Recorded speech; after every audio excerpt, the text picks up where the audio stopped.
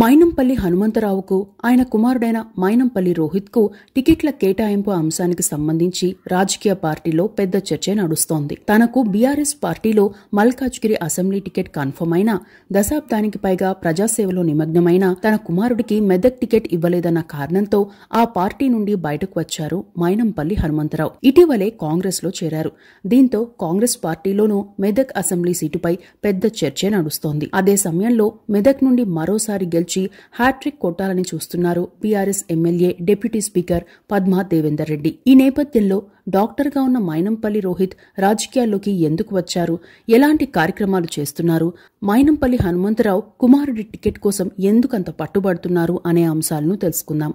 Mynampally Rohit 1997 December 1న పుట్టారు. పూర్తి పేరు మైనంపల్లి రోహిత్రావు. మైనంపల్లి హనుమంతరావు వాణి దంపతులకు 2 కుమారులు. పెద్ద కుమారుడు రోహిత్ కాగా చిన్న కుమారుడు శివాంక్. మైనంపల్లి హనుమంతరావు గతంలో అమెరికాలో ఉన్నారు. 1997లో అమెరికా నుండి వచ్చి ఇక్కడే కంపెనీలను పెట్టారు. అప్పట్లో ఉమ్మడి మెదక్ జిల్లాలో నెలకొన్న కరువు పరిస్థితులు, వర్షాభావం, తాగునీటి ఇబ్బందులు, పేదల అవస్థలు చూసిన మైనంపల్లి హనుమంతరావు సహాయ కార్యక్రమాలు మొదలుపెట్టారు. కొన్నాళ్ల తర్వాత మైనంపల్లి సోషల్ సర్వీస్ ఆర్గనైజేషన్ ను ప్రారంభించారు. సేవా కార్యక్రమాల ద్వారా మంచి పేరు తెచ్చుకున్నారు. దీంతో టీడీపీ నుండి ఆహ్వానం రావడంతో 1998లో టీడీపీలో చేరారు. వివిధ స్థాయిల్లో పనిచేశారు. ఎమ్మెల్యేగా గెలిచారు. తర్వాత బీఆర్ఎస్లో చేరారు మైనంపల్లి హనుమంతరావు. అయితే చిన్నతనం నుండి తండ్రి చేస్తున్న సేవా కార్యక్రమాలను చూసి తాను కూడా రాజకీయాల్లోకి వెళ్లాలని, తండ్రి చేస్తున్న సహాయ కార్యక్రమాలను కొనసాగించాలని అనుకునేవారు మైనంపల్లి రోహిత్.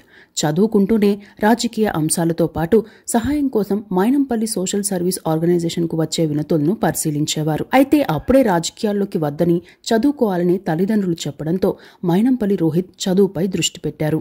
మైనంపల్లి రోహిత్ హైదరాబాద్లోని Med City institute of medical sciences కాలేజ్లో ఎంబీబీఎస్ పూర్తి చేశారు. పీడియాట్రిక్స్, ఒబ్రెట్రిక్స్ అండ్ గైనకాలజీలో 2 గోల్డ్ మెడల్స్ సాధించారు.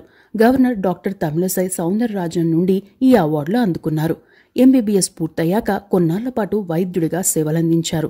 ఇక Mynampally Rohit travel influencer, horse rider కూడా. అంతర్జాతీయంగా పలుచోట్ల జరిగే కార్యక్రమాలకు హాజరయ్యేవారు. అదే సమయంలో మైనంపల్లి సోషల్ సర్వీస్ ఆర్గనైజేషన్ నిర్వహణ బాధ్యత తీసుకున్నారు. ఉమ్మడి మెదక్ జిల్లాతో పాటు మల్కాజ్గిరి సెగ్మెంట్ పరిధిలో తాగునీటి సౌకర్యం, స్కూళ్ల ఆధునీకరణ, ఆసుపత్రులకు అంబులెన్స్ల ఏర్పాటు, హెల్త్ క్యాంపులు, పేదల వివాహాలకు ఆర్థిక సహాయం, తల్లిదండ్రులు లేని పిల్లలకు 25,000 చొప్పున ఆర్థిక సాయం, ఇలా పలు సేవా కార్యక్రమాలను చేపట్టారు. పలు ఆసుపత్రులకు అంబులెన్స్ సౌకర్యం కల్పించారు.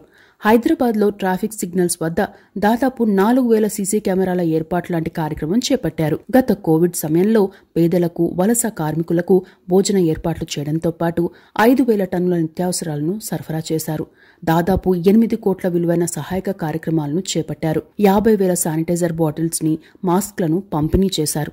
అంతేకాకుండా కోవిడ్ టైంలో కోవిడ్ బారిన పడిన వారికి ఆసుపత్రుల్లో చికిత్స చేయించుకునేందుకు కూడా సహాయం చేశారు. బెడ్లు కూడా దొరకని పరిస్థితుల్లో ప్రత్యేకంగా ఆసుపత్రులతో మాట్లాడేవారు. వరదల సమయంలోనూ, అగ్ని ప్రమాద సమయంలోనూ బాధితులకు వ్యక్తిగతంగా, సామాజికంగా భారీగా సహాయ కార్యక్రమాలు చేపట్టారు. కొంతకాలం క్రితం నిరుద్యోగులకు ఉద్యోగ అవకాశాలు కల్పించేలా జాబ్ మేళాను నిర్వహించారు. వితంతువులకు, అనాథలకు ఆర్థిక సాయం చేయడంతో పాటు యూవీ ఫౌండేషన్ సహకారంతో మెగా హెల్త్ క్యాంప్ నిర్వహించారు.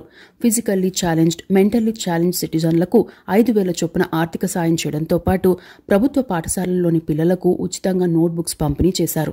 పలు ప్రాంతాల్లో దేవాలయాల్లో సేవా కార్యక్రమాలు చేపట్టడంతో పాటు ఆలయాల అభివృద్ధికి కూడా సహకరించారు.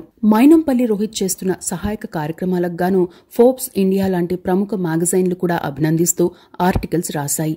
ఇక మైనంపల్లి సోషల్ సర్వీస్ ఆర్గనైజేషన్ సంస్థ ద్వారా చేస్తున్న సేవా కార్యక్రమాలకు గాను రోహిత్ కు ఇంటర్నేషనల్ యూత్ ఐకాన్ అవార్డు వచ్చింది. దుబాయ్లో ఆసియా 1 ఆధ్వర్యంలో నిర్వహించిన కార్యక్రమంలో టీమిండియా మాజీ క్రికెటర్ వీరేంద్ర సెహ్వాగ్ చేతుల మీదుగా ఈ అవార్డు అందుకున్నారు. ఇక ట్రావెల్ ఇన్ఫ్లుయెన్సర్ గా పలు దేశాల్లో పర్యటించారు. వివిధ ప్రాంతాల్లో పర్యటించడంతో పాటు అక్కడి ప్రజల లైఫ్ స్టైల్, హెల్త్, ఫుడ్ కల్చర్లపై పరిశీలన చేశారు. మైనంపల్లి రోహిత్ కు కార్లు అంటే కూడా చాలా ఇష్టం. తన వద్ద Ferrari 488, G63 AMG, Mercedes Benz, range Rovers, Audi కార్లు ఉన్నాయి. ఖరీదైన బైక్స్ కూడా ఉన్నాయి. రోహిత్ లవ్ మ్యారేజ్ చేసుకున్నారు. భార్య పేరు శివాని రెడ్డి. ప్రస్తుతం శివాని MBA పూర్తి చేశారు. కుటుంబ కంపెనీలు, సేవా కార్యక్రమాల నిర్వహణ బాధ్యతల్లో పాలు పంచుకుంటున్నారు. ఇక మైనంపల్లి రోహిత్ రాజకీయాల్లోకి ఎందుకు వచ్చారనే అంశానికి వస్తే, మైనంపల్లి సోషల్ సర్వీస్ ఆర్గనైజేషన్ ద్వారా తన తండ్రి చేపడుతున్న కార్యక్రమాలను చిన్నతనం నుండి చూస్తూనే ఉన్నారు.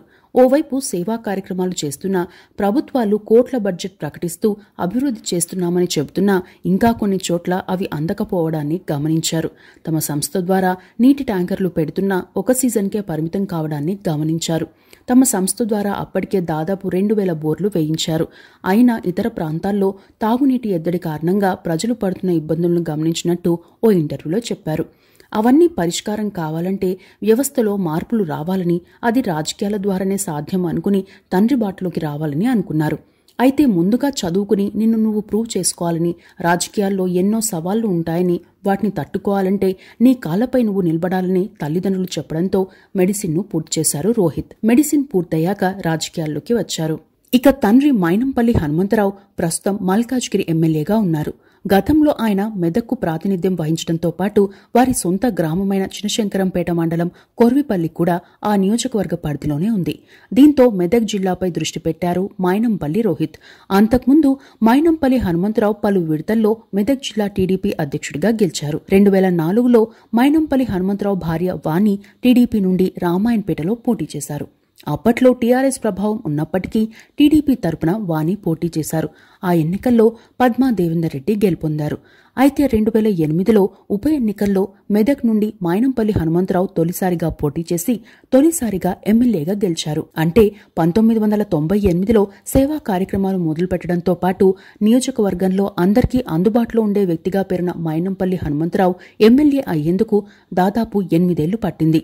2009లో వైఎస్ హవాలో టీడీపీ నుండి పోటీ చేసిన మైనంపల్లి హనుమంతరావు మెదక్ నియోజకవర్గం నుండి మరోసారి గెలిచారు. ఇక 2014లో బీజేపీతో పొత్తుల కారణంగా మైనంపల్లి హనుమంతరావుకు టీడీపీ నుండి టికెట్ దక్కలేదు. దీంతో టీడీపీ నుండి బయటకు వచ్చారు. తర్వాత బీఆర్ఎస్లో చేరి మల్కాజ్గిరి లోక్సభకు పోటీ పడ్డారు. ఆ ఎన్నికల్లో అప్పట్లో టీడీపీలో, ప్రస్తుతం బీఆర్ఎస్లో ఉన్న మంత్రి మల్లారెడ్డి ఎంపీగా గెలిచారు. 2% ఓట్ల తేడాతో మైనంపల్లి ఓడిపోయారు. ఆ తర్వాత ఎమ్మెల్సీ అయ్యారు. 2018లో మల్కాజ్గిరి నుండి పోటీ చేసి దాదాపు 73,000 ఓట్ల మెజార్టీతో గెలిచారు మైనంపల్లి హనుమంతరావు. అయితే రామాయణపేట్, మెదక్, మల్కాజ్గిరి నియోజకవర్గాల్లో ఆయా పార్టీలకు క్యాడర్ ఉండగా మైనంపల్లి హనుమంతరావు కూడా అభిమానులున్నారు. ఇక తన ద్వారా సహాయం పొందిన వారు కూడా తమ వైపే ఉండడంతో మెదక్ నుండి కుమారుడిని పోటీ చేయించాలని నిర్ణయించారు. తనకంటే కూడా తన కుమారుడి రాజకీయ భవిష్యత్ ముఖ్యమని భావిస్తున్నారు మైనంపల్లి హనుమంతరావు. డాక్టర్గా సేవలందించడం, Mynampally social service organisation chairman హోదాలో అనేక సేవా కార్యక్రమాలు చేయడం, నిత్యం ప్రజల్లోనే ఉండడం ద్వారా మైనంపల్లి రోహిత్కు మంచి పేరుందని, అయినప్పటికీ టికెట్ ఇవ్వకపోవడం ఏంటనే అసంతృప్తితో మైనంపల్లి హనుమంతరావు బీఆర్ఎస్ నుండి బయటకు వచ్చారు. కాంగ్రెస్లో చేరారు. కాంగ్రెస్లో మైనంపల్లి హనుమంతరావుకు టికెట్పై హామీ వచ్చినా రోహిత్కు టికెట్ ఇచ్చే అంశంపై ఇంకా క్లారిటీ రాలేదు. అయితే మైనంపల్లి రోహిత్ మెదక్ అసెంబ్లీ నుండే పోటీ చేయడం ఫస్ట్ ప్రియారిటీగా పెట్టుకున్నారని ఆయన అనుచరులు చెబుతున్నారు. ఇక మెదక్లో పరిస్థితి ఏంటనే అంశానికి వస్తే, మైనంపల్లి హనుమంతరావు కాంగ్రెస్లో చేరాక ఆ పార్టీలో ఉన్న పలువురు ఆశావహులను, అసంతృప్తి నేతలతో మాట్లాడారు. కొందరిని బుజ్జగించారు, కొందరు పార్టీని వీడారు. అదే సమయంలో బీఆర్ఎస్ నుండి కూడా కొందరు అసంతృప్తులను తమ వైపు తిప్పుకున్నారు మైనంపల్లి హనుమంతరావు.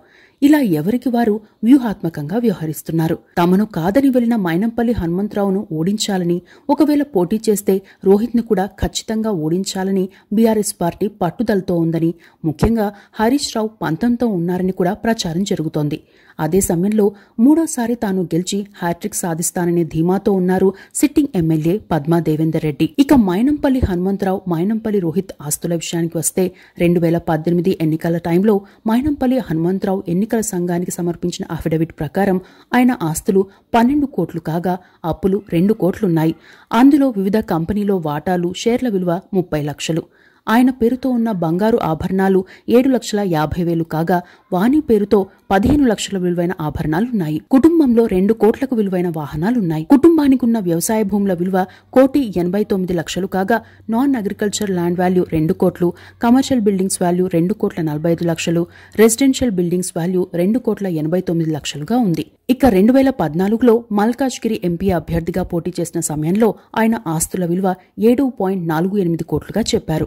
అందులో చేగుంట, చిన్నాపూర్ ఏరియాలో 6 ఎకరాల భూమి, సికింద్రాబాద్ ఆర్పీ రోడ్లో కమర్షియల్ కాంప్లెక్స్ విలువ దాదాపు 2 కోట్లు, అల్వాల్ ప్రాంతంలో ఉన్న రెసిడెన్షియల్ బిల్డింగ్స్ విలువ 3 కోట్లుగా చెప్పారు. ప్రస్తుతం మార్కెట్ విలువతో పోల్చితే మైనంపల్లికి ఉన్న ఆస్తుల విలువ దాదాపు 100 కోట్లుంటుందని అంచనా.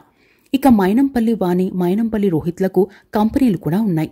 2012లో అరవింద్ రేకాన్ ఇండియా ప్రైవేట్ లిమిటెడ్ ను ఏర్పాటు చేయగా శ్రీ శివశక్తి రియల్టర్స్ ఎల్ఎల్పి కంపెనీలను నిర్వహిస్తున్నారు. ఇవి మైనంపల్లి రోహిత్ కు సంబంధించిన అంశాలు.